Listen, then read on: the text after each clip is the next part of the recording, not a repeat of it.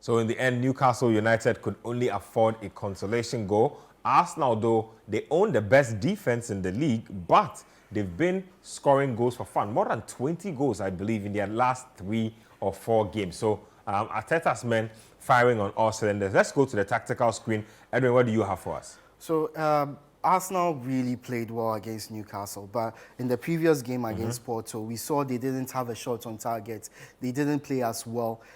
What are the changes Arteta made? First of all, he brought Jorginho in to play in the midfield with Odegaard and Declan Rice. What this did was allowed Odegaard, freed him to join basically the attack with Havertz. So he was mostly around the edge of Newcastle's box throughout the game. It also freed Declan Rice to go forward. So we see this movement. Their pressing was on point. See Odegaard, Saka, Havertz. Brilliant pressing, forcing Newcastle to go high.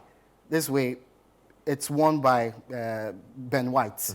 Heads to Saka, and immediately one-touch passing from Arsenal. Saka to Jorginho, Jorginho to Odegaard, Odegaard to Rice. Usually you wouldn't see, maybe in the game against Porto, you wouldn't see Declan Rice in this position because there was no one to protect Arsenal's defense. So he would be in this position instead.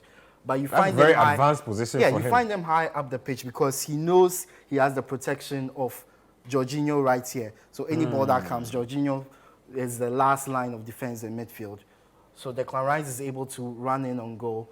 Eventually, he gets the shot. It's saved by the goalkeeper. Maybe he could have gone to the far end of the pitch instead.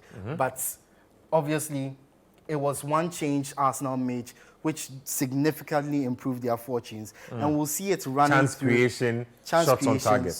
Shots on target, allows players to move forward. It just doesn't add players in attack. What it also does is it prevents Newcastle from moving forward. So in this move, you see Odegaard starts it. A lot of players up front.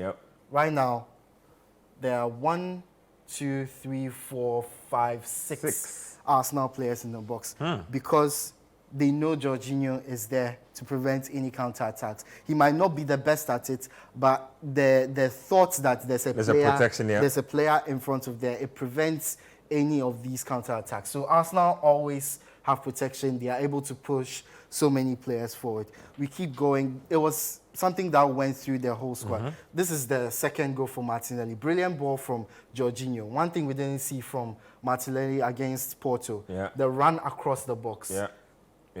So something else has changed. Martinelli moves across the box. He doesn't hug the touchline. Take a look at him right here. I want to highlight him here.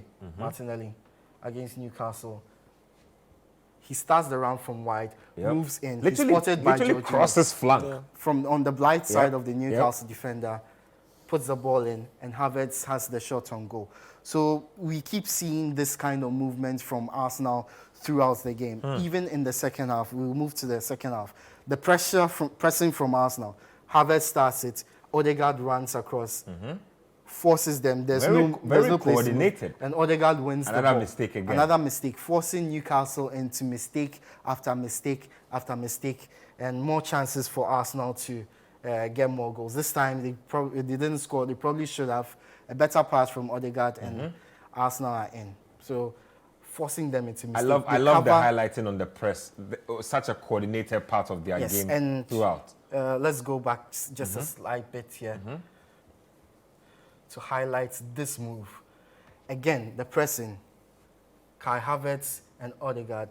Odegaard playing higher up the pitch because of the solidity or the protection offered by Jorginho. The protection offered by Jorginho.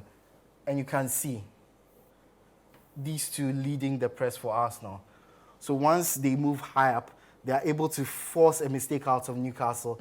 And immediately, you can see Declan Rice bombing forward for Arsenal because, again, he knows Jorginho is there to provide the protection in front of the back four. So he's able to get into the box, basically becomes the striker, allows Havertz to pick out the pass to Saka, and then Saka does his own thing. You know, he's very talented. Yeah. He's able to get to the goal from individual brilliance. But it starts because Declan Rice was able to provide an extra number in the box, take a few defenders away, allows Havertz the space to find Bukayo Saka and find the goal that Arsenal need in this one.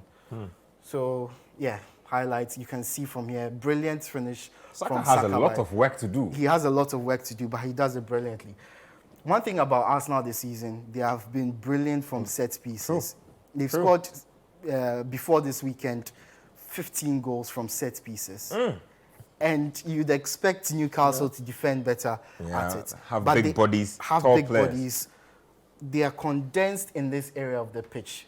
1, 2, 3, couple more here. Condensed in this area of the pitch. Arsenal players are allowed to have a straight run from here, Magalhaes, all the way to the front post where he gets the header in. Straight run, unchecked. He's able to get the header, and it's in. It ends up being an own goal, but this is what they do from set pieces. They start from wide and then enter whenever there's an in-swinging cross, like there is for this one. And Arsenal don't rely on one set-piece taker.